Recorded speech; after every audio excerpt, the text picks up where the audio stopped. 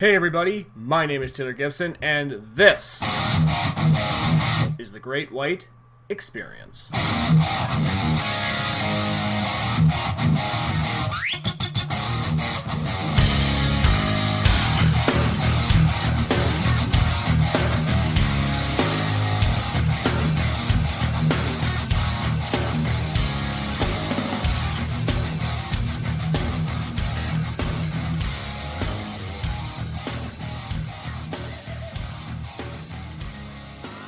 Hey everybody, welcome to the Gr8Wyte Experience, the show where I talk about anything and everything of interest.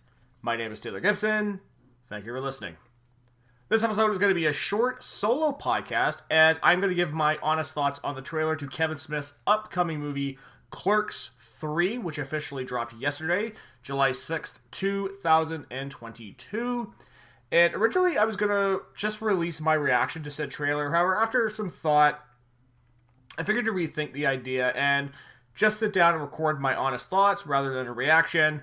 And plus, honestly, I listened back to the original file, and let's be honest, I wouldn't listen to a 6-minute podcast either, so this is why I'm here doing it today. Now, Clerks 3 has been a movie that has been teased and in development for years, and at times it looked like it was going to see the same fate as some of Kevin Smith's other projects like Mallrats 2 or Moose Jaws. However, this movie has seen the light of day and will be officially released on September 13th of this very year. Now, before I give my thoughts, I should give my quick thoughts on the previous Clerks movies. Now, if you're looking for a more in-depth look at the movies themselves, I would say you should listen to the latest Gr8Wyte Experience episode that I did with my bod Neil, where I did the whole Let's Talk About Kevin Smith, or did a deep dive on his career. If you want more honest thoughts, or more in-depth thoughts anyway, I should say, go listen to that. So let's start off with Clerks. Now, I did like the original Clerks, honestly, and I do agree with a lot of people. I do think it's a better movie than Clerks 2 was. However, for myself, I just found myself enjoying Clerks 2 more than I did. And I think for myself, I think it might have something to do with the fact that I was more interested in the story behind Clerks. More of the making of it, how the movie came about, all that sort of stuff, which has been well documented through the Clerks X DVD and numerous podcast episodes. Now, when talking about Clerks 2, I know that it's been a very polarizing movie for some people. However, most of the fan base has come around in recent years to really enjoy it. And honestly, I mean, let's be honest, how can you not enjoy a donkey sex show in a movie? Like, come on. So, I'm going to give my quick thoughts on the trailer of Clerks 3. It's a sequel to Clerks. I mean, if you don't know what it's about, I'd say go back and watch those movies. But, you know, it looks like it is what it is. Now, before watching the trailer, I was a bit worried as it would be continuing the trend of the recent Kevin Smith movies, which really has declined in quality over the years. However, I think it appears that you just take it for what it is and not for what Kevin's films used to be like. I think this could be a very enjoyable movie, to be perfectly honest, and I do have some good and I do have some nitpicks I want to go through here. Now, I'm going to start with the good. And honestly, it's always great to see the gang get back together, most notably Jeff Anderson, who has always been the linchpin of this whole thing. I think in the past, they were trying to make Clerks 3, and Jeff either didn't want to be a part of it, or he was basically the main holdout of that movie.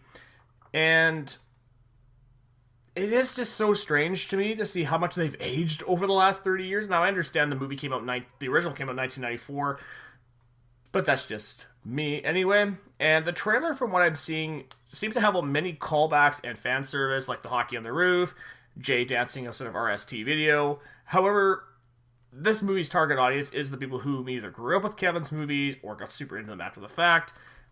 Now, the one thing that really stood up for me in this trailer really is that they show or they pay homage to the original ending to Clerks. Now, for those who don't know, spoiler, the original ending of Clerks was supposed to be after Randall walks out of Quick Stop, a robber comes in after him and robs Dante and kills him.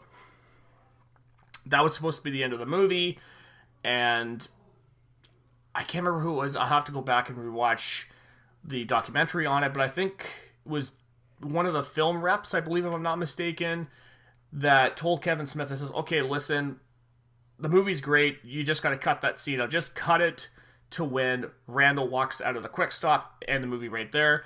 Kevin listened to him, and now we have Clerks 3.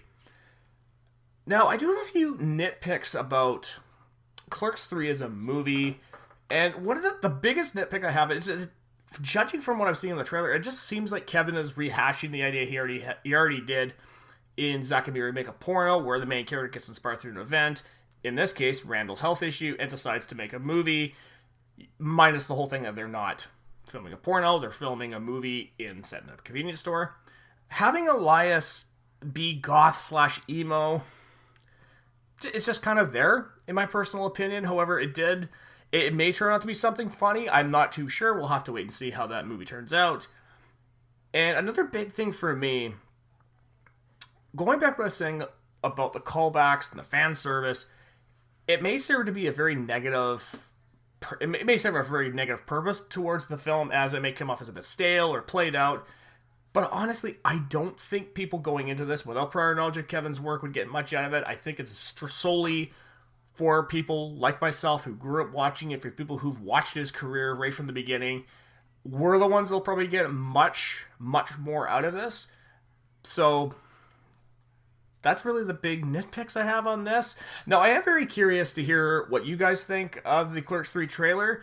Please leave me a comment if you're listening to this on YouTube, or shoot me a tweet at Gr8Wyte or my own personal account at Gr8Wyte. That's Gr8Wyte Gipster.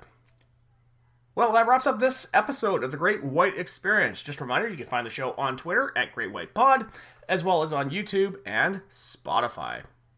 For this episode, I am your host, Taylor Gibson, and I'll see you next time.